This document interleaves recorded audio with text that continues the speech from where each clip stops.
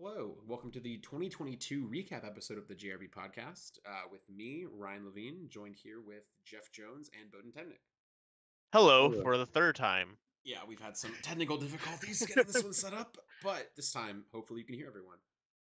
So we're just gonna do a quick run through of the events and products of this year, making note of certain things that may have happened.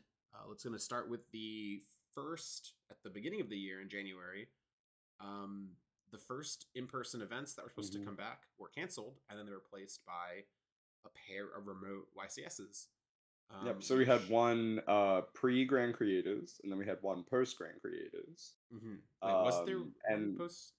yeah, there was. Oh, So there so you was. had I the remember. pre-Grand Creators one, Yeah. I know and what that was you're the talking same format with Lyrilless Tri-Brigade, Sword Soul, and all of the other decks that we saw in 2021. And that was won by Kamal Crooks with Lyrilless Tri-Brigade, very standard, very expected at the time. And then the European one was won by Simon He playing Sword Soul. Once again, these were reasonably large events. I think people were still they had the competitive itch. You saw a lot of real life events happening across North America, and people did want to play remote to sort of get through it. And for the other regions, you might have still been in lockdown. There might have just been a reason to enter. And I believe this is the first event for a lot of the Europeans where we were able to enter the North American remote, which is something that we weren't really able to do prior. Which was really cool. Like I got to play it. I topped that. That was neat. A bunch of my European friends topped it as well. So that's pretty cool. And yeah, same for Europe. Americans got to enter Europe. Haha, cool. So yeah, that nothing really to talk about. Just a remote Yeah. YCS in a format that happened for a good period of It time was in 2021. it was well defined in that people had Yeah, been playing, these. for a good amount of time. Yeah, It was basically just all Burst of Destiny decks, right? Which yeah, were pretty much. Yeah, pretty expected. yeah. So then following that, we had Grand Creators. We had Grand Creators, yeah, in Yeah. January 28th. Yep. And we were supposed Probably to should get have that came out the previous year, right? 2021. Yeah. Yeah, there were heavy delays throughout the COVID era. So, like, again, if you were just, you're listening to this podcast and you didn't know, or maybe you're listening to it in the future, there were significant delays due to supply chain, COVID, etc. So, would have been interesting to see what would have happened if we had the same product schedule we were meant to have without any delays. Could have been different formats entirely, but Yeah. ended up having it this way. So Grand Creators, very relevant set.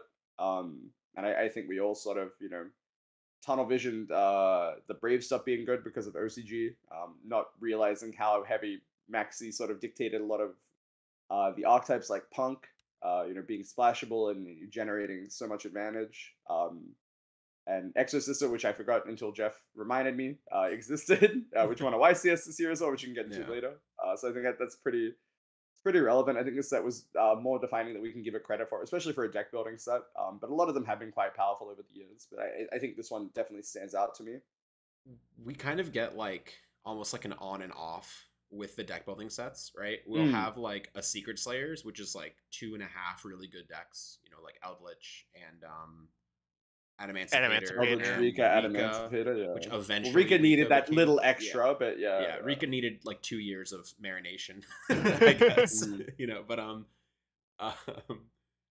and then like even going as far back as like the Secret Forces, I think was another like really notable one. That was a long time ago, but yeah, unfortunately, I think a couple of the deck building sets before this had been pretty underwhelming, like Ancient Guardians, but it was nice to if you see, really want to dig deep, you have the Sky Striker set, which came out in 2018, a sort of lull period, and then we have more and more relevant ones as we go on. But I agree. It was nice to see 3 good decks, like 3 like relevant decks that like, and one thing I think like Genesis Impact was also like this, where there was one deck that was really good right out of the gate, this time being Adventure, and then the other decks were eventually gonna be good when they got a little bit more of a push, which I think like Exosister is a good parallel to Live Twin, and they kind of that's fair enough. Absolutely. But, then we had a Forbidden Limited list in February, February 7th, right before Battle of Chaos.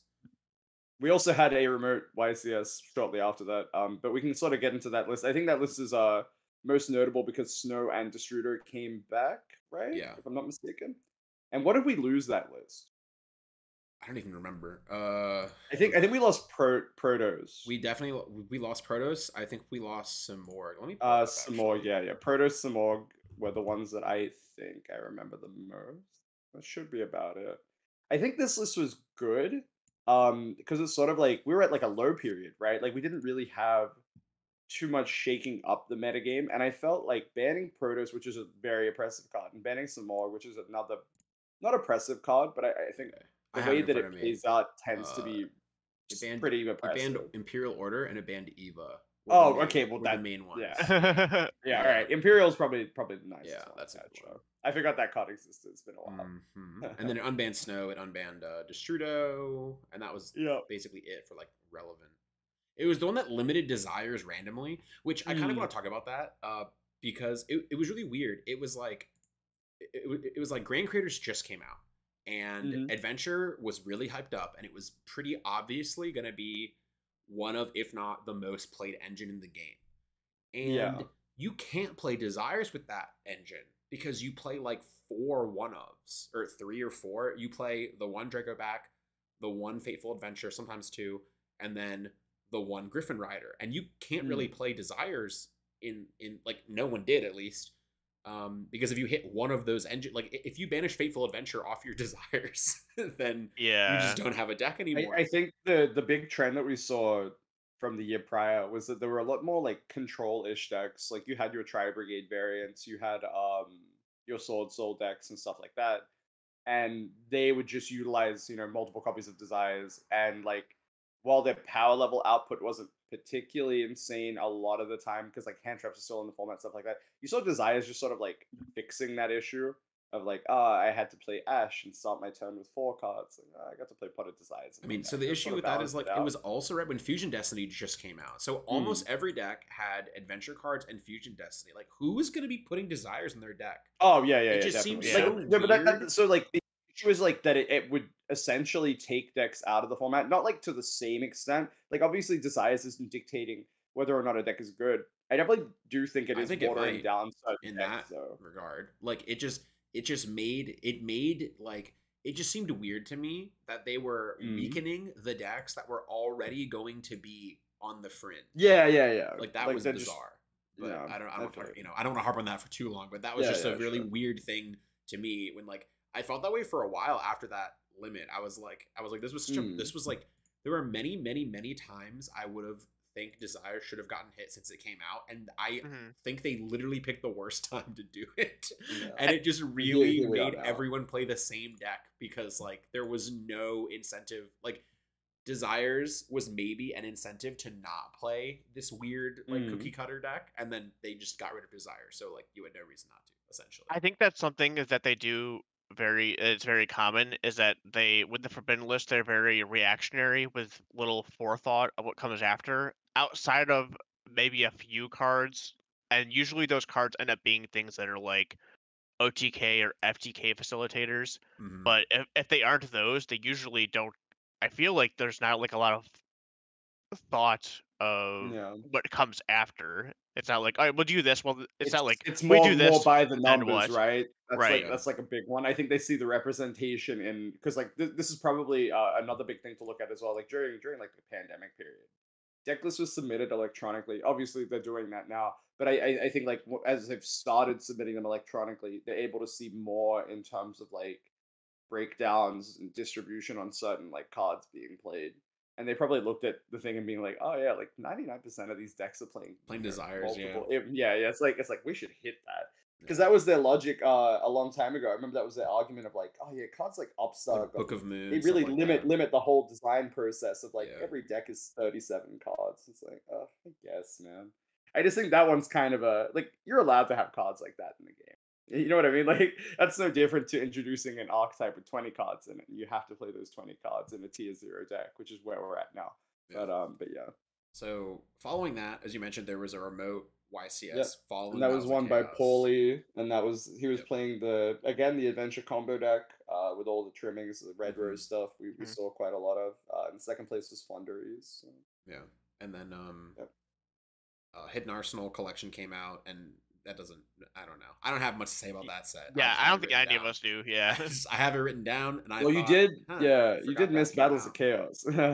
Oh, Battles of Chaos. Well, you're right. Battles of Chaos. It's came written out right there. before- It is written right here. Battles of Chaos came out right after the Forbidden and Limited list, and then we had a remote YCS after Battles of Chaos. So there weren't any events that were Grand Creators pre-battles, right? So that there were no events that happened after Grand Creators Yeah, pre-battles. the remote was after Battles of Battles, Chaos, yeah. because I remember everyone was playing Illusions. Illusion. And Yeah, Souls that and card stuff was like that. probably the only really great card in Battles of Chaos. I think like Nope, there's another one. Guardian You're forgetting Chimera? already. Where you talked about it.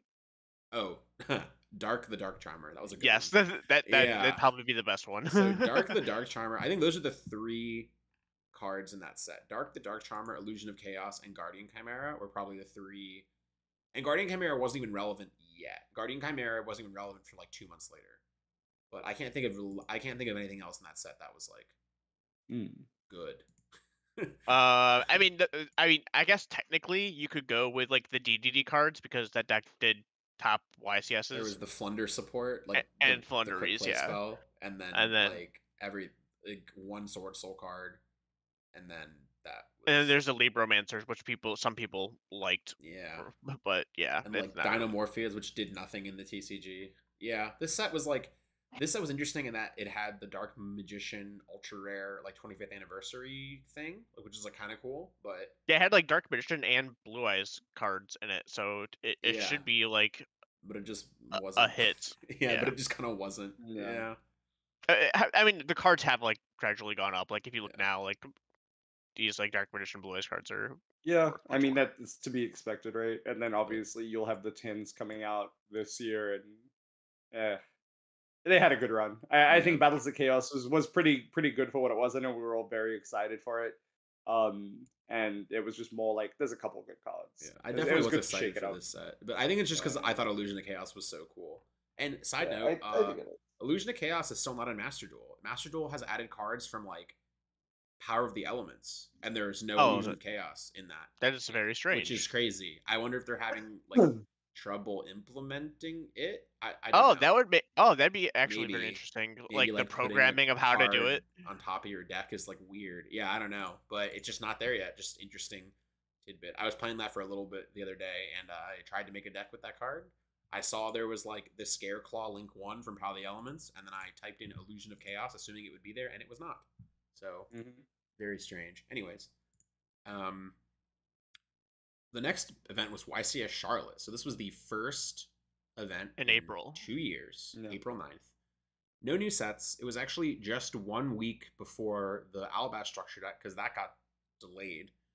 So we had YCS Charlotte with the same format as the remote YCS. So it was just similar representation. Yeah, but Prank Kids won this time, which I personally think. Also, I believe you said Flunder got second at the remote one. I'm pretty sure Prank Kids got second. Flunder got top 4. I'm like 99% sure Prank Kids got second at that YCS. No, you're right. No, I just remember one. Yeah, no, you're right. It was Prank Kids coming second. Yeah. And then Prank Kids won the YCS Charlotte, which I think makes sense. I think that was probably the best deck for that format, like in hindsight. Not just because it won. I think you can do a lot of combo stuff, but then, if you're doing combo stuff, I think a lot of people were anticipating that, and they were playing more hand traps, and what was the best hand trap deck at the time? It's like, oh, it's Prank Kids, You get to play off one card, it's pretty strong into most things. You got to play the adventure package. It was just the makings of a deck that is, pretty ignorant in the grand scheme of things. The adventure cards made that deck so much better. Like the adventure cards fixed so many of the issues that deck had.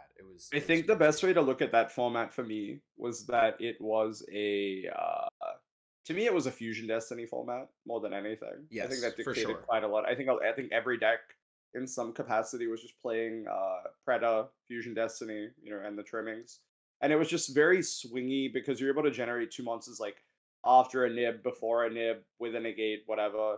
and then just like have follow up on the next turn as well because you're just drawing 2 cards from Celestial. I thought that was like that's kind of like not that fun. I thought there were like very few intricacies in that, where you just consolidate into 1 card and then have a DPE. I thought that was like kind of not too fun. Mhm. Anyone else agree? I I mean, didn't like that one way too I much. But. I agree. I think Anaconda DPE made every deck feel almost the same.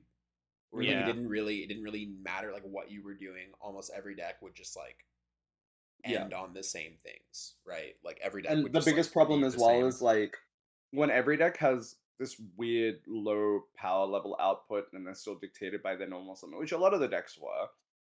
We didn't have, like the ridiculous, everything's free, haha. It's like Prank Kids a lot of the time is still, dictated by its normal summon. The combo decks still require you to normal summon Red Rose a good amount of the time. And DP was kind of a precedent to that as well. So you did have like some levels to it. I guess we saw cards like Droplet sort of come into the fray for that reason alone. And then obviously like the DD Crows and stuff like that. I don't know. It didn't feel particularly interactive. It felt like you were sort of just like stemming the bleeding and hoping your 1 card combo would resolve enough of the time. I It agree. didn't feel like peak Yu-Gi-Oh, but Yeah, I agree. But that was yeah, quickly tough. ended by the Alabama structure deck. With Which is And one of my again, yeah, favorite on the products note, to come out. the funny thing, on the note of talking about cards that would just clear off a normal summon relatively cheaply, the Albaz deck I think just did that quite well and really just invalidated a lot of decks in the format before for any sure. other Yeah, forbidden and limited list would happen. It's like, yeah, oh, here's a Mirror Jade, and it shows up a good amount of the time. yeah. And that was YCS Bogota and YCS Mhm. Guadalajara back-to-back weekends after the Alabama structure deck, and Yep. both were Yep. won by branded Despia. And I think second place was it was Prank Kids, and if I'm not was second place just not Prank Kids? It might have been Paulo playing Second something. place was Prank Kids at Bogota. Yeah, I yeah. That one don't I remember. I don't remember what second place of Guadalajara was. It might have been Paulo. I don't know. Anyway, short-lived. In Yeah, between there, we had a good chunk of state championships in the Oceanic and South Africa region. We had national championships in Europe. And again, you see a very common trend of the prior decks, where it's just, Albaz, what have you. I think that's pretty reasonable, right? Like it's a cheap structure deck. You assume there's going to yeah, be representation. You don't yep. need to really put too much else into it, right? That was the whole thing. So branded Especially opening become a very expensive especially for a because period of 1 time. week later, Ghost in the Past 2 reprinted Aluber. Yeah, Alaba, right. yeah, true. So now the entirety of that deck was like $50 to get everything. Nah, you had openings, man. Remember branded opening was $1 billion. That was $3 for a year. Anybody who wanted to play Yes, this you deck had your already had chance. branded openings. I Like know, that's I know. like yes. I If thought it you was very waited funny until though. May 7th to buy branded openings, they were $25. But if you bought them hmm at any point in the previous 8 months, they were $3. But yes, then we got a forbidden and limited list in May 17th, quickly followed by Dimension Force on May 20th. That's interesting that they released both times. Were there any significant changes? I on don't the forbidden remember. list? I'm just noticing now that this year Mhm. there was a list the week before Battles of Chaos and the week before Difo, and I didn't realize that. Also, That relative. So like list. like looking at the date we have for Difo and Battles of Chaos, is that like the sneak peek date or is that like the tournament No, this is the. legal date? I think this is the tournament legal date. Okay. Yeah, that is kind of interesting. Like that gap is so small. But I guess they announced these forbidden lists like They announce them. I Yeah, don't know. they usually announce them about a week ahead of time. Yeah, But yeah. That's probably a good enough gap where it's just like, ha, tricked you. You know yeah, what I mean? It's this like, I one got was you out. like this was the one where they like limited a bunch of irrelevant cards. Like they limited Mm, Riser and like they limited Fiber, and everyone's like, why didn't you just ban them? Or like what is yeah. happening? And like they banned Auroradon They banned and Meowmew, right? Predaplant and Meowmoo. Yeah, everybody was happy about Yeah, those, yeah. but Yeah, um, I can agree. I thought yeah, that was a pretty reasonable list for what they did hit. Obviously not really hitting a lot of the issues, but if you look at it, with complete information of the last year, I think that was quite significant for what they did. I agree. Could have I had agree. something way worse. I think a lot of these decks. I think for the first, I think some of these decks that ended up seeing play might have actually played 2 fibers if they had if Potentially, yeah. I think I it's think like very some of the combo reasonable. decks and stuff like Yeah, that. just because if they got stopped on fiber, there wasn't a whole lot they could do on turn 2, and like they were just a bunch of hand traps and then 2 card combos for fiber, and like if their fiber got hand trapped, they would have loved to be able to make a fiber on the following turn. So I feel like a lot of these decks might have played 2. So I think that was like slightly more relevant than we gave it credit for at the time, but at the same time, I feel like it probably should have just been banned. But Diapho, I think, is another.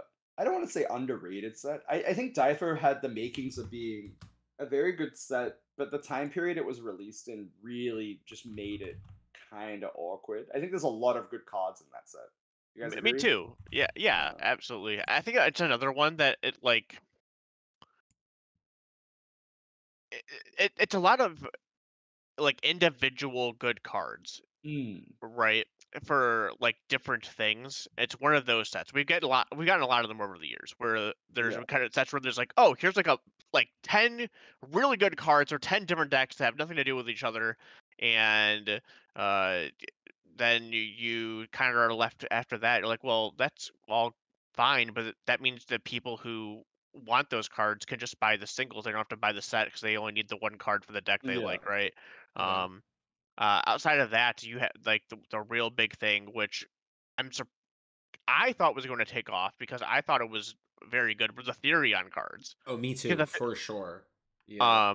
they kind of like never really made it, and I still think that those cards are very, very strong, and that it's because they work with their monster type, right? So if whenever they print like a good monster type in the future, there's a good chance that you'll see, especially like machine, right? Machine and plant, a good chance that you might see some of those, like the theory on what was it? The Regulus and Lily and Lily. Regulus, Yeah. yeah. So Therian King Regulus literally ruined me for like 2.5 months. I was convinced this card had to be good. And I wasted so much time on unplayable machine decks trying to make this card good. Like I lost my mind. I, like true, like It's funny I to think that the best deck that could utilize Regulus just happened to be the Sun Avalon deck. yes, Like I like thought that actually, that really came full circle of like, huh, yeah. nice. Because I got I to play all of the broken cards and the Therion cards. It's just like, I Right. I spent like 2.5 weeks testing Symphonic Warriors for our nationals Oh yeah. because I was convinced he was Regulus so was dumb. broken. And then I took Regulus out of my deck like 3 days into testing, and then was convinced the Symphonic Warrior deck was good for like a week and a half without Regulus in. Like the whole reason I made the deck was because I wanted to make Regulus good, and then I decided Regulus was the weak link in my Symphonic Warrior deck, and I spent like I spent way too much time playing that. Ryan's work testing of the year was that, and then the other shitty deck that was Eldritch without Eldritch, but we don't want to get into those. The Magician's Souls deck, That deck yeah, was no just made. that deck was good. That deck was good. The Symphonic Warrior deck was not good. Anyway, But YCS Hartford was won yeah. by Sky Striker, and Albaz came And second. Mystic Mine. It was won by Mystic Mine. A Is Mystic what a lot of Mine, people yeah. will. This was the first of the Mystic Mine, like oppression, right? Yeah. This was like the first event of like the oppression of Mystic Mine, where like it became like a political stance of if you liked Mystic Mine or not. Yeah, It was like you know. that's fair. I think it did dictate quite a lot. Mine was like not. What was the whole thing? It's like mine wasn't crazy well positioned into the Albaz deck because of how like mid range the format was, but it was like good enough, right? Like it did what it had to do. The format was still like really really wide in this event. I think Yeah, it was. whether or not Mystic Mine was the difference maker, like I'm not sure. Maybe it was. I think it That's was a whole can of worms. also that like speaking of Regulus, how Regulus works is it is a negate, like it negates a card or effect, Mm-hmm. but it negates it negates the effect of the card. It doesn't negate It the doesn't negate the activation. Yeah. So activation. if you have Regulus up and they activate a continuous or a field spell or something like that, Yeah, the it Regulus will just negate it, and then it that will card will just stick, and be nothing there. will happen. Yeah, Yeah. yeah. So like if you Yeah. Regulus negate like the activation of Primal Planet, it wouldn't search a tier Mm. element, but the planet would just It stay would there. stick. Yeah. So for a card like Mystic Mine, or I believe this list also puts Skill Drain to 3. Hmm. For those types of interactions, it just nothing would happen. Like Regulus would Yeah. be like, I'll negate the effect of Mystic Mine. Mystic Mine would be like, okay, and just kind of stay there.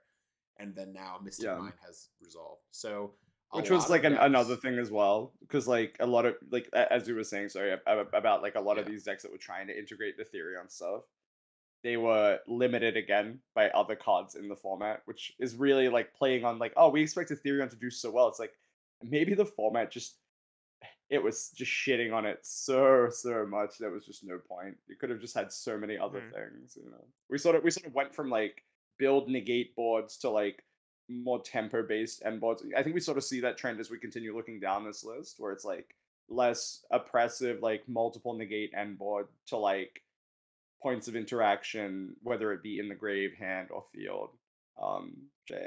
Like maybe that's like a good thing. Maybe it's maybe that's why Mystic Mind became so good as well, because we're seeing less stuff like Savage Dragon, Herb Harbinger, stuff that we saw in the prior years. So I don't know where I was I going with have that, kind of more but to touch on that as we get further yeah, down. sorry, no, But you're good. yeah. Yeah. So after Hartford, we saw the like a couple like kind of like nothing releases, like LED9, like nothing really there, right? Marine Cess, I think, was like Marine Marine says, yeah, that's says, true. I Marine yeah. think says, that deck was very like underexplored yeah, and quite good. yeah, Behind the Yeah, scenes, and Broden and I hyped up that deck so much. We talked about it so yeah. much, I and then know. Well, neither like of us I played was it. watching the Europeans were grinding Dueling Book rated with that deck a lot, and they were making it look like the best deck in the format by far. Like this is like pre Power of the Elements. It just looked really really good. And then we saw it made top 4 of the Yu-Gi-Oh Championship, which was a replacement for the WCQ because we didn't have a World Championship, so they had that. And we could probably shoehorn that in to this point now. So that was won by Sword Soul. Second place again had Sky Striker representation, Mystic Mine, quote unquote. Funny to note, the Sword Soul deck was playing Rivalry and Mystic Mine, which is I think is very funny. And then yeah, you had your very standard. Well, not very standard. You had your Marine Cess in top 4. I don't remember the other deck in top 4. I think we saw a very standard Flunder. breakdown for everything else, right? It was Flunder. Flunder. Okay. It was Sky Yeah. Striker, Flunder, Marincess, Sword Soul in top 4. Yeah. I thought that was like Yeah. pretty funny. Like Konami probably looked at that and said, "This is diverse. This is good." and like at first glance, I thought it was okay. How did you guys feel about that format for you guys specifically? Because I know every other region played under different formats as we went. So I just gave up and I just played Eldritch and I just Mhm. beat everyone. Like it, like I don't even. So what I mean by that is like it was kind of what you were talking about earlier. Is it was like and I talked about this in the deck profile I made. I think where I picked that deck because every deck I tried to play, it didn't matter what I was doing. I always felt like I had to get really, really lucky to resolve my combo through hand traps or whatever. Or I had to get really, really lucky and hope my opponent didn't scythe me or like whatever. I just didn't feel confident playing anything. And then I looked at what all the fields these decks were making. And they were making like interactive fields, not with like negations. And if they did have negation, they were like oddly specific. They were like the Therian, which doesn't trade well into continuous cards, or they were negations that were one-time use, like Baron or Yeah. Herald, that like remove themselves from the field. So if you were to use a power spell like Branded Fusion and then Baron negates it, unlike Savage Dragon where that negate just turns back on, that's it. So then if you set a floodgate and you flip your floodgate, Baron can't negate it. So I just played like an Eldritch deck with just a million floodgates, and what happened every single time, I think in like the 11 rounds of Swiss, I think I won like 4 die rolls, and I won like every game going second in like 3 minutes because my opponent did their whole combo. I set 4 floodgates, I flipped 2 of them, and then their whole board went into the trash. Just into the trash can when like rivalry resolved and they had to send their whole board to the graveyard. And it was like very, very like there was just a small pocket where you could do that and exploit all the decks that were being played. And then you also didn't have like stuff like DPE as well, and I feel like DPE probably would have dictated a lot. Yeah, like DPE was more or less out of the format, which is a card that would have actually traded with the back row very well. So it was just like I believe a deck incredibly similar to the one I played for the North American Championship won the South American Championship. Maybe it was the Central American Championship. I don't remember, but I do know that a list very similar to the one I played won one of those. So it was like it wasn't, I didn't like reinvent the wheel. I just like played something very standard and just decided this was a time that it was probably going to be good. But so after that, we had Power of the Elements. I think is probably one of probably you know what it is just the most impactful set, right? If we really narrow it down, I think that did quite a lot. You can maybe I don't think it's argue even close. Mama, but like obviously like Power of the Elements facilitated everything leading up to where we're at now. I would kind of compare Power of the Elements to some of the like the really strong sets we've had in the past, like Rise of the Duelist and like Breakers of Shadows and Burst of Destiny. Like I think those are all kind of all on like the same tier, just introducing there was some good generic cards. There was 2 very strong archetypes that only got more and more support. But like even first release, right, Power of the Elements dictated the metagame. And that was very evident when we looked at the European Championship, where we saw a very reasonably strong representation of Tearlament and Sprite. But the funny thing, when I said good cards in this set, we had Rika Sun Avalon winning the European, which we mentioned earlier as in Grand Creators. Maybe we mentioned that in the other one that we recorded. I don't remember. But maybe we did. Yeah, as like when we were breaking down, when the deck building sets have multiple good, good archetypes, and it's like here's Rika, and I know Jeff was really high on Rika at the beginning. I think you talked about like there's some cool combos and stuff like that. Rika got a field spell, and they got a new negate as well, and I think that deck sort of just like had this really nice like wide open field to play into because you're only really countering the top 2 decks, and I think Rika did that quite well. So you saw, I think, a team of a couple people take, maybe like 4 or 5 people took it, and then it won. I think it made top 8 or top 16, and it made top 32 as well. So it was a pretty good medical. We saw a lot of medicals sort of coming out in the fray at the beginning of the format. Probably less now. It's a little more narrow now, but I thought that was really interesting and really cool. But we got to see the slow definition of the Tearlament deck, which we didn't really see too much of in Japan. It sort of lagged a little bit pre-Ishizu because Sprite was just so strong. And that's not to say Sprite wasn't strong here. I think maybe OCG sort of didn't really see how ignorant Tia was. Well, I think that when Maxi is legal, Sprite having the ability to gigantic out Maxi and bounce it back to your hand is just so ridiculous. That's definitely a thing. But like I think we saw a trend where, like even before the Ishizu stuff came out, we did see Tia sort of take a couple more spots, or it sort of like balance itself compared to where it was week 1 for Power of the Elements in Japan.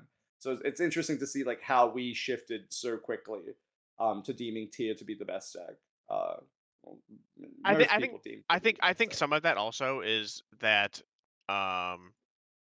like originally, like I don't think the tier deck by any means it was an easy deck to play, and I still don't think it's easy deck to play. So I think after like maybe like an event of everyone playing the deck, they become more like they just understand it more. They know the plays more. They know like which order to fusion summon in, like when not to fusion summon. Sometimes you have to like waste a fusion summon to play around DD Crow and stuff like that. And then once people got kind of used to it. Funny to note though that you bring that up and you say like how difficult tier is.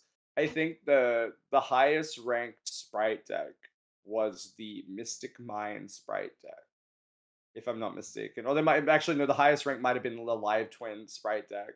But that one was utilizing stuff like Mannequin Cat, probably not to the same extent that they're utilizing it now. Hmm. But there were, there were more floodgates. There were more cards like Mystic Mine in the fray, Demise of the Land, stuff like that. And that's sort of like where we saw Sprite end up, where it was more like obviously pre another release that we'll probably get into. Yeah, it's just like, oh, here's Sprite. Sprite is good. Sprite is a control deck, and also here's Mystic Mine, or you know what I mean, like, and then like Tearlament adapted because they saw Mystic Mine as the card that is threatening them the most. And if we get into the next release, which is Tama, but I feel like we don't really look at Tama. We look at Rio first because Tama wasn't legal was for not legal YCS for Rio. yeah.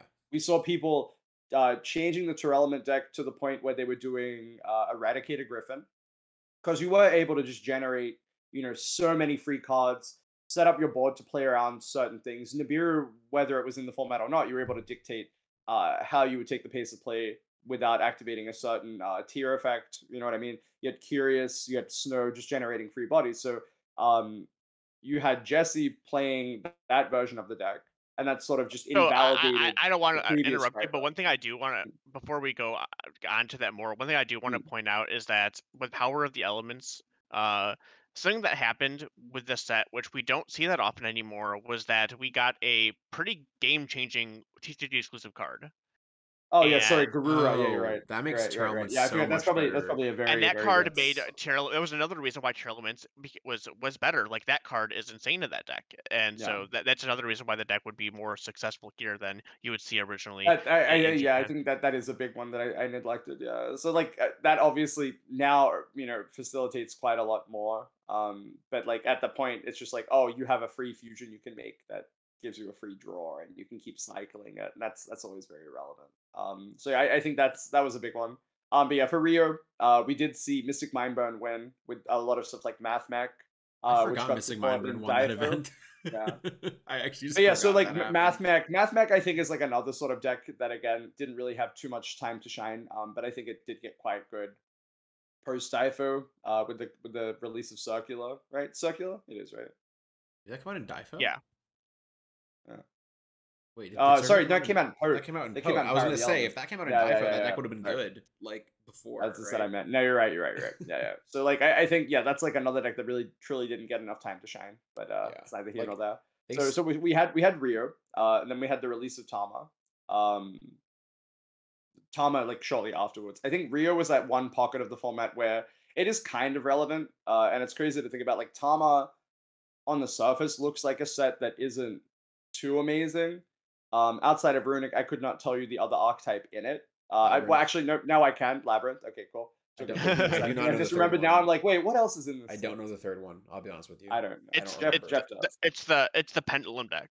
Oh, Oh, Valence. Valiance. Yeah, Yeah, that whatever. switches. Yeah. Yeah, that That has a is. billion. That literally every card is a book, and somehow the deck is not Does good. nothing. Yeah. Every Yeah. card has 19 sentences and don't do Mhm. anything. It's crazy. They'll get something at some point. Who knows? But They- yeah, so yeah, like who knows? looking at Rune, Rune and OCG not taking a very crazy representation. Sort of like because in Japan they had Tama before Power of the Elements, right? That was the whole Yeah, thing. and they had Because we had crazy again like another mixed up set synchro delay where the set combos. break. Yeah, Like that was their Hey, runic deck. Is their runic deck was just like Fiber, yeah, Auroradon, like Jet Synchron, O Lion, like just insanely banned in the TCG yeah, combos of like just drawing a bunch of cards and then yep. Stuff setting like up their reasoning like and yeah. whatever, and yeah, and Just you would very, just very sort not of be legal. where you're at now with the rune deck, and nothing really matters. Yeah. But like so if you look at the event like Rio, and we don't see the rune cards at Rio because obviously they're not legal. I think Tama changed enough in the format where if it came out a little bit earlier, you would have definitely seen different results for the events proceeding. Whatever, I'm half awake. Yeah, I agree. But yeah, like that would have been like a big thing for me, especially. Obviously, Labyrinth is something we can get into like later. That's another future-ish deck, which is very funny. But yeah, I think the Rune deck came out at the incorrect time, which it did because there was a delay. And the next event that was legal with Tama was the Oceanic Championship, where we got to see Rune legal. But obviously it was dominated by tier, with like, you had hand trap tier, you had the combo tier with Curious Griffin, some of them playing teleport into Chaos Ruler and stuff like that. Like another kind of relevant thing that came from 2022. Oh yeah, was Difo giving us the Foxy tune? No, what was the one? Deer Note. Deer Note, Yeah, the yes. punk Yeah, card, Deer Note. which made E-Telly Yeah. into Chaos Ruler, into Zombie Vampire, or Fiber, or really whatever you wanted. And Yeah. that was kind Oh, of it the was backbone mostly of those Baron. decks. It was mostly Yeah. Baron, yeah. Yeah. You got to mill 5 and like hit a bunch of free 2 element cards, or mill sprite cards, and like you had Shinobi Necker, it lets you summon a level 2. So I thought that was like another cool thing to come out of Difo that really, got opened up by that. And also like teleport going to 3 incrementally over the past like 2 or 3 years. And very funny. And then we get to Niagara, which is an event which is this is like the first IRL event I got to play in God knows, well, like the first IRL YCS, and Ryan flaked weird. I got very but we sick. got to see Jeff. Yes, Jeff also got sick. Everyone got sick. Anyway, I think Jeff got sick after the event. Jeff, I think we can maybe talk about Niagara a little bit. I don't know. How did you feel about Niagara? So that was a tournament that makes me very sad to think about, because I played so much and I had not played at all really prior to that. I played so much. I felt so good about my deck. And then I got there and I started to get sick, which ended up being COVID. My mom was in the hospital, so I was worrying about that. And then I lost to like Dimensional Shifter twice and then got got scythed. And it was just like a really, really bad experience for me, because then like I felt shitty after losing, and then like I went back, and then that night, Sunday, I woke up in the middle of the night, like 3 in the morning. I'm like, oh my god, I feel like death. And I had Max like run out at 3 in the morning to find me medicine, and then we ended up leaving early.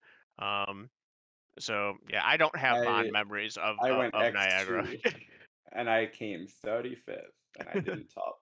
So yeah, I got Niagara I format got was sick fun. and stayed home because you did. I got sick the week before Niagara. So who is the real winner there? So like I think this format, well, like Niagara format obviously is still its own little pocket and really doesn't matter that much. I think you can probably lump it together with the other Power of the Element events.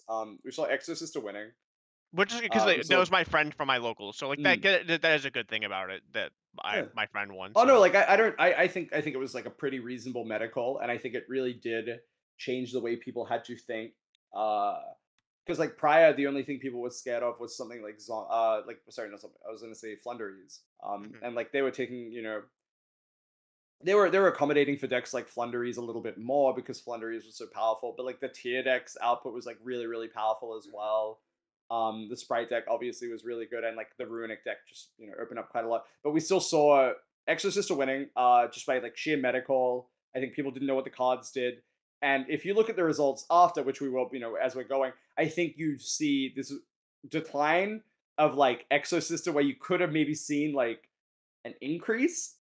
You know what I mean? Like you expect to see those decks sort of like hit more of a representation, but like when they win and they're like only 1 or 2 in top cut, and then the next event they don't top, and then the next event they don't top, and then the next event they don't top, which I think we saw quite a lot of this year specifically. I don't think you tend to see it in other years, but it's like we saw Sky Striker, and that obviously fell off really quickly. We saw the Exorcista deck, we saw the Mystic Mind deck. Are there any other decks that stand out that just like have not performed after they've done well like once or twice?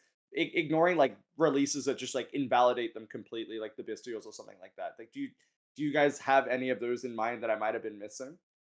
I think it's just those, honestly. I mean, I think everything else is like a ban list, right? Yeah. Well, it would have been like the Rika deck, but that's like I I think that's another one actually. Well, like the Rika deck is also an interesting one because like that just had no rep outside of that event specifically. I think it maybe topped one other event this year, and then you had the very obvious power creep. But I guess that covers Niagara. Yeah, which then we just had a bunch Megaton? of like reprint Megatons. I don't really talk about there. Whatever reprints. Did you guys like the Megaton this year? I did. I thought it was fine. pretty good. Yeah. Indifferent. Yeah. It was better than 2021. It was worse than 2020. Right. Like, all right, Jeff. Are you ready? About it. Are you ready, Ryan? Guess what came out after the Megatons? The Crystal Beast structure deck.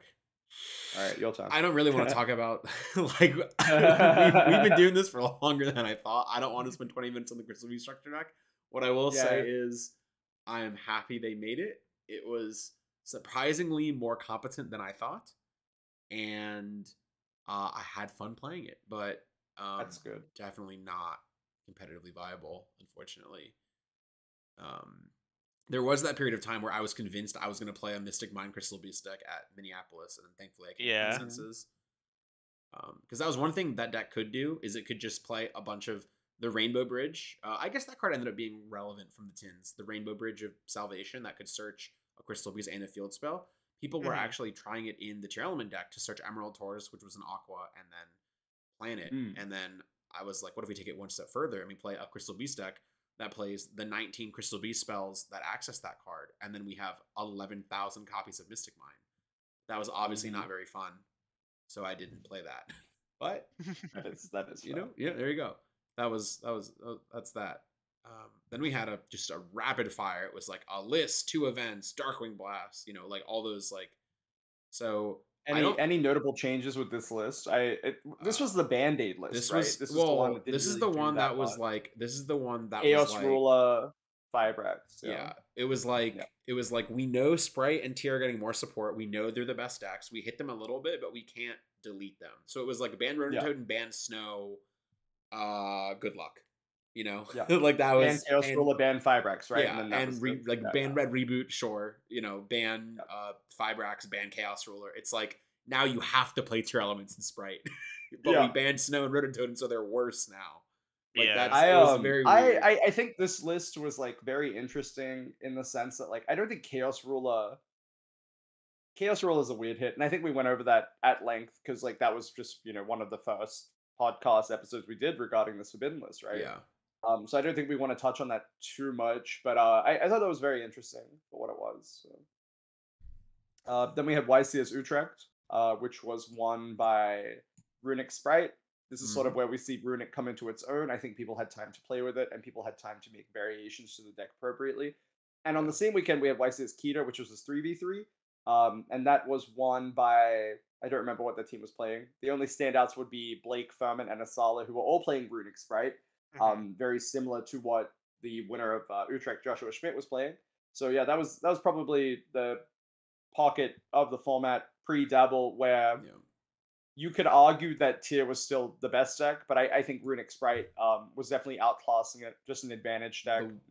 One thing I will say about Runic Sprite in this context is that Fairy Tale Snow completely invalidated Runic. Yes, it did. They summon their first Runic monster.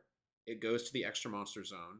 Then you snow it face down, and then they can't do anything. Like, no matter what variant they're playing, if they're playing the regular Runic deck, okay, now they can't summon any more fusions, so like they get one effect and that's it. If they're playing the Sprite deck, now they can't make Link, so they can't make Elf, or anything. Like it was just not a good time. So when Snow got banned, you could actually throw the Runic like spells as monsters into boards without the fear of like your turn just ending. So that definitely helped quite a bit. And then after that short-lived. So Runic Sprite and then Darkwing Blast. Darkwing Blast, again, I know the meta relevance that playing on Power of the Elements, but we also have the Bestial cards. We have, I'm trying to remember what generic stuff we got from Fenrir. We did get some good stuff. Yeah, Fenrir is obviously another big one. That's the beginning of like a pretty Fenrir and like Unicorn, pretty big beginning of like the Kashtira archetype. Obviously, getting more support over the coming months. I think we saw the new Sprite card, which was ended up being used and not Sprite, and probably will be used and not Sprite for the foreseeable future. Pretty much. I think another cool sort of thing that we've seen is like the Vernasil stuff. I think that's like pretty decent. It also had like new Naturia cards in it. Yeah. Those are like really interesting. I think they came out at the wrong time. Obviously, when the power level of the other cards is so high, those cards don't get to shine as often. But that's not to say we haven't seen them in Top Cut, even post Darkwing / Mama. I think we got to see them, function quite well. Pretty interesting. And the other deck that was in that was the Draco Slayer cards for the Pendulum. Oh yeah, true. It was underperformed. So I think a lot of people that we were talking to at least had really high hopes for that deck, and then they just didn't do anything. Like I think they got Snake Charmed. Has a single one topped. Like 1 or 2 is topped. Yeah. It's like they just really crashed. They did not do. It is gonna function the same way. I think like because obviously we're still in the same format now in some capacity. It's just like here's this deck. All the cards are really really good. You need to have the stars align, and it needs to be the correct meta call because I think the deck is still pretty powerful for what it is. Because it can do multiple things. It can FTK you, or it can just do the suitor FTK of searching Necro Value or something. So I don't think it's a bad deck. I just think it's again either in the wrong period of time or it needs to be there as a medical more than anything. Minneapolis was won by Element. No surprise, I guess. Darkwing Blast is a lot of support, but it was more of a mixed like Sprite Element sort of deck. I don't know what else was sort of there. I guess like Ryan, you played Sprite with like Fenrir and stuff like that. I don't know what else we really saw out of that event. I sort of like didn't really look too much into it. I was more excited about the release afterwards. But do you have any comments on Minneapolis? So a really popular deck was the inclusion of the bestial, not just the bestials like the level 6 ones, but the inclusion of like the larger bestial package. So like bestial Lubellion, Cartesia, Branded in High Spirits. Like I think that was the big thing that like a lot of the tier players, not even necessarily the bestials, but Branded in High Spirits and Cartesia was played exclusively at Minneapolis, and then everyone took it out of their decks because everyone realized that Cartesia, I maintain High Spirits isn't even that bad, but Cartesia was a trap at that time.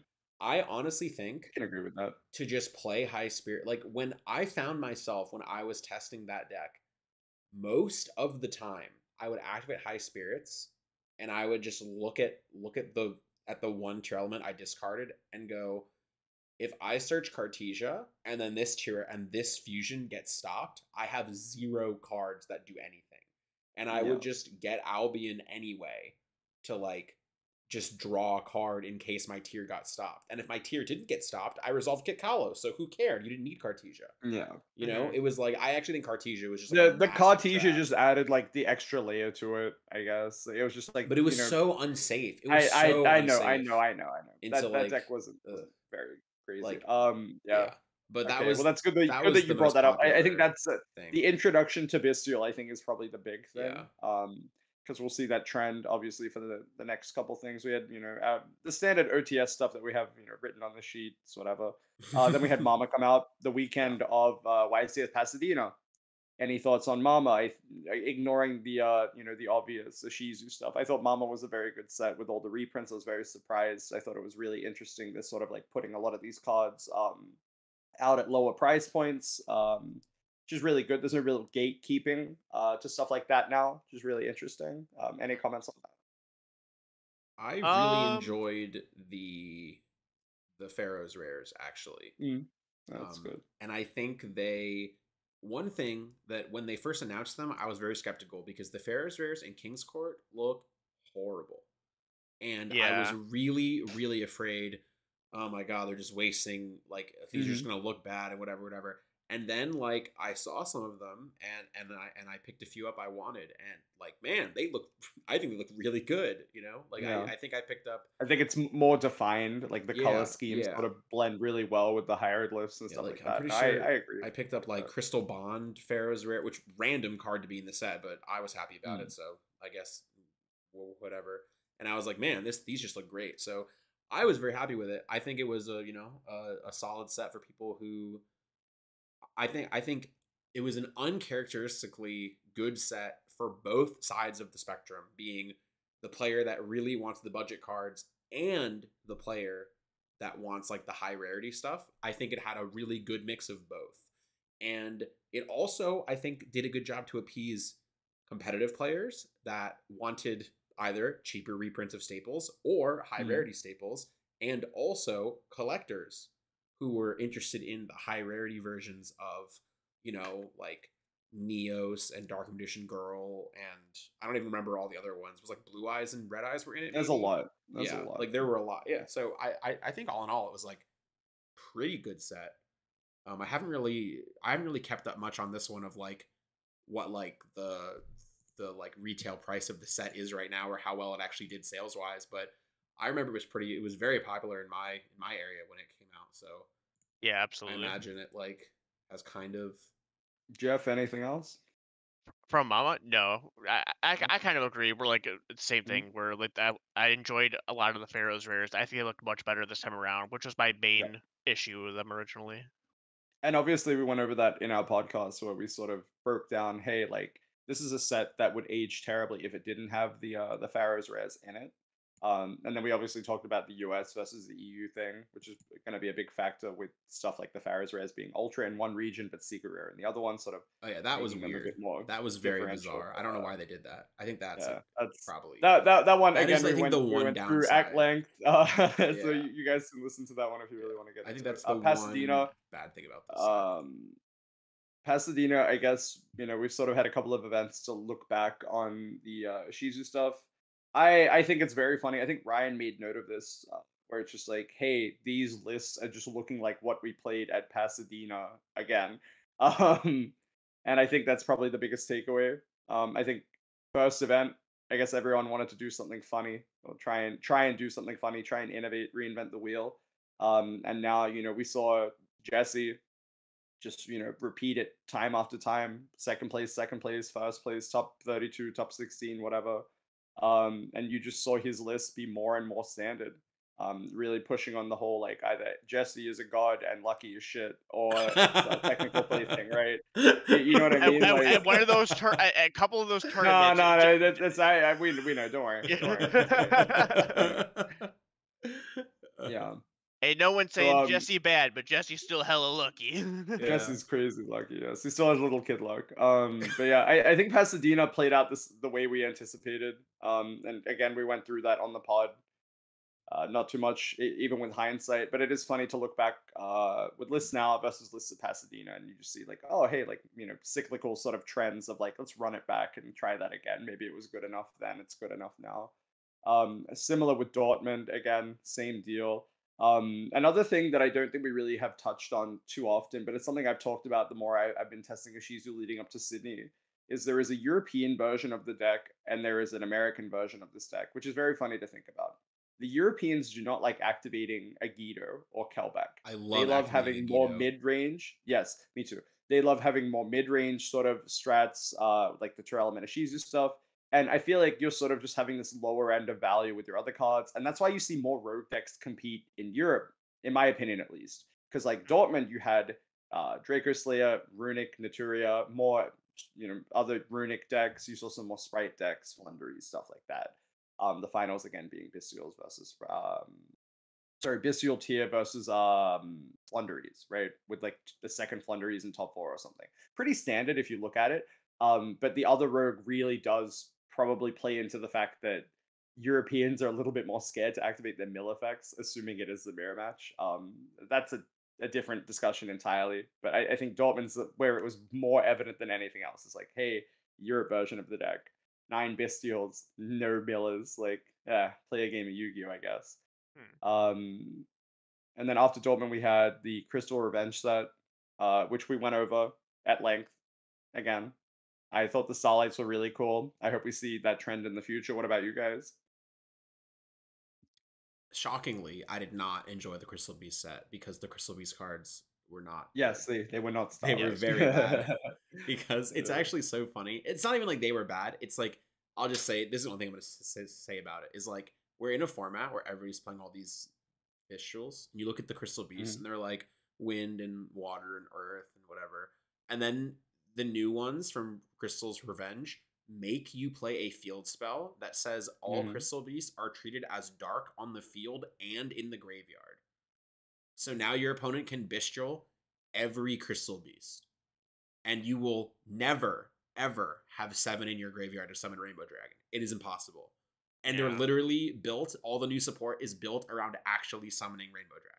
So it just doesn't function at all in the current. Like it's like baffling that they pivoted to the advanced dark support, but whatever. Mm. It's kind of funny. Yeah, I think we touched on this on one of the other podcasts too about the set, how we did like the fact that um of all the Starlights in general. We hope that in the future, um like core sets will follow suit with that, right? Yeah. Yeah, I hope I wake up and then we have distribution like Japan, where of I can course. get multiple shiny cards in a case that are worth Mhm. money. So after Crystal Revenge, we had YCS San Jose, won again by the one and only Jessica Cotton. Probably went over that in a pod as well, I'm pretty sure. Nothing too far gone, nothing too crazy, no real innovation on top of that, very standard strategy. And then we had Forbidden and Limited List Part 17. I think we went over Really out that of again nowhere. at length. Just Yeah, just very out of unexpected, nowhere. and Yeah, very not that much had happened, right? I think that was like a big yeah. thing. It Like is obviously one of the some of the hits being shortest. significant, but Yeah, it's one of the shortest times between lists ever. It was less than mm, 2 months.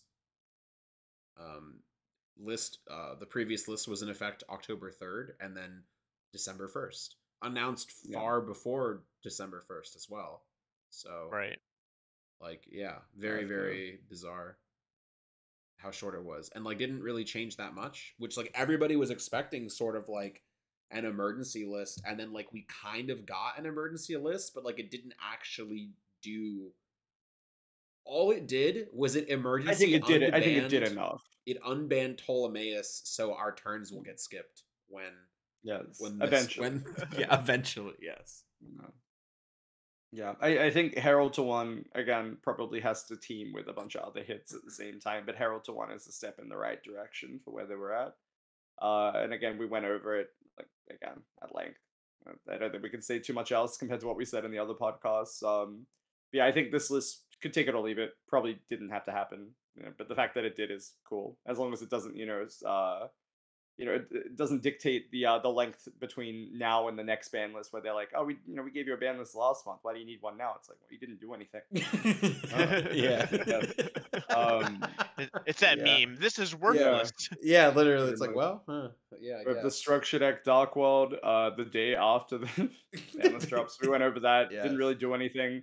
As we No. go into the next event, which is a remote YCS, haha, another remote event. Unironically, Who would have thought? Curious Band literally hurt the Dark World structure deck Mm, more than anything. pretty much. Like it made that deck so much worse. It's crazy. Mm-hmm. That deck was already probably not going to be viable, but like you were with me. I was watching Japanese Oh Dark yeah. World videos until 5 in the morning the week before the day before this came out, and it looked so cool, and they just all made Curious, It and still I went, looks Yeah. ah, very cool. and I It went, still oh has all man, the same issues. I don't know how it beats. You know what I mean? It's like anything. sometimes you'll like even when you try and you try not to put cards like Dark World Dealings in your deck. Sometimes you will like activate Mothman. It'll hit itself, and you will have to discard and draw a card. And your opponent will discard one card and ruin your entire day. Exactly. Nothing matters. And Yeah. so that I think that's the takeaway from the Dark World deck.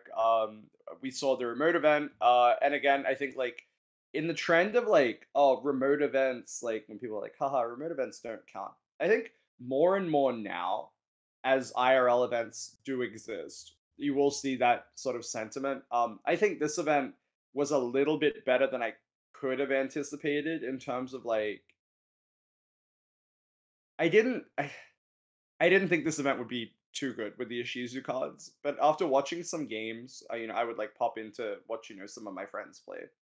I think it was okay on remote to resolve those cards, and it didn't seem like a big issue. Obviously, there was some like slight controversies, but we won't get into those. But for the most part, I think that event was pretty good. And it sort of did identify that you could play a deck to counter a Shizu in the new list, and it probably has a higher chance now because Orange was like really oppressive for decks like that.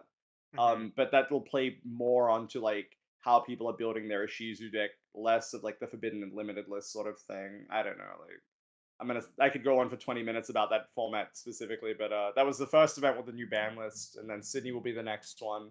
And I think that really caps out the 2022 with that remote event. And we have Christian Urena winning with Tier again. Yeah.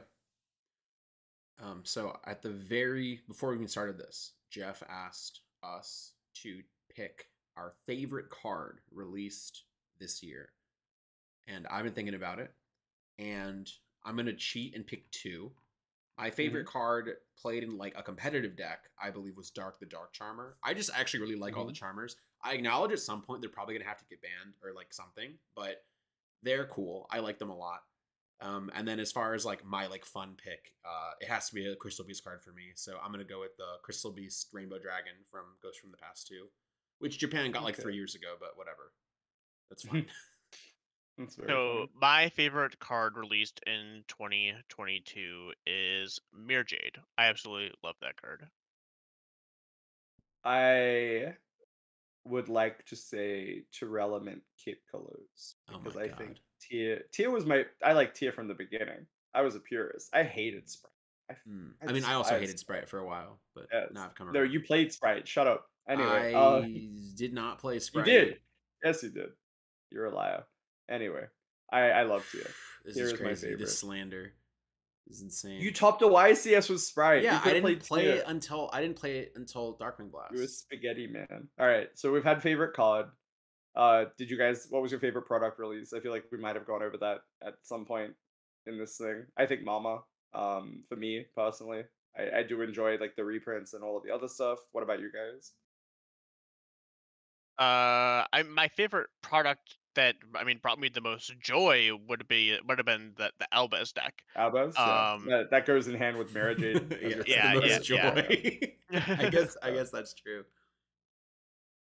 I All right, Ryan, what about you? hated so many of the products this year. I'm not gonna lie. I'm Oh, looking at this list and I'm like, did I actually enjoy opening any of these? I mean, when the in Crystal doubt, B structure like brought me the most joy, I yeah, guess. Like, but as far as I actually the only product I had fun opening this year was the Grand Creators, to be honest. yeah, But the Crystal B that's fair structure deck did bring me much joy. I will also say. enough. Favorite event, if you had any at all. I didn't No. go to most of them. I get Yeah. Yeah, Minneapolis. I topped it and it was on my birthday, so we did that's birthday pretty things nice. that You get after the event. double ice cream for top Yeah, and also literally. birthday. Yeah, Yeah. so that was a lot of fun. I probably flip between Pasadena and well, like Pasadena was like more, compacted into the event itself. Whereas like Niagara was like I don't think a lot of the time was spent in Canada anyway. Like obviously I visited you. I went to California, again hung out with Furman and George. So I think Pasadena for like the pocket was very fun, even though I didn't do too well. Good to see everyone. Other than that, yeah, if you're watching this on YouTube, let us know in the comments what your favorite card and product released in 2022 is. I'm Yeah. interested to know there because there was a lot of them. I took Yeah. a second for me to like kind of look through things, but once I saw Mirror Jade, I was like, oh yeah, it's definitely Mirror Jade. So Yeah. Oh, just like any favorite memories from 2022. It's always good to hear people's happy stories What from a was your year of favorite Yu-Gi-Oh. band list from? What was your favorite band card from 2022? Mine's Red Favorite band Reboot. called Fairy Tale Snow the Mine's first time I mean, before it was unbanned. my Uh, favorite the card I was most happy to get banned was Red Reboot. I imagine for most people it's Mystic Mind, but for me it was Red Reboot. I hate that card so uh, much. yeah, I think for me also it might have been Imperial Order. I just that seems so long ago. I literally forgot. I'm actually gonna say Red Reboot even still, but that's a good one too. Yeah, I think it's because the amount of times it's so funny. Like the same with Red Reboot. How many times on stream I would see Imperial Order get activated on turn one, and the same with Red Reboot. Now that I think about it, like how many times I have to see Red Reboot turn one or two, and same thing with Imperial Order is freaking crazy. And now they're both gone. Yeah, they took way too long banning those cards. I feel, but oh well. So I All think right. that about wrap things up, right? Yeah, I think that covers everything. Making sure we didn't miss anything. We missed So OTS Pack 20. Oh my god. Anyways, I don't even know what was in that. it doesn't matter. Oh, okay. It does. Yeah. But yeah. So I think that's it. Thank you guys so much for listening. This will be the It's first the last. episode that will be released, hopefully simultaneously on Spotify and YouTube. So Oh yeah. whichever Yes. one you will be listening on, we thank you. And yeah, this will be our last episode yeah. of the year, and we'll see you in 2023. Maybe have a happy New Year's.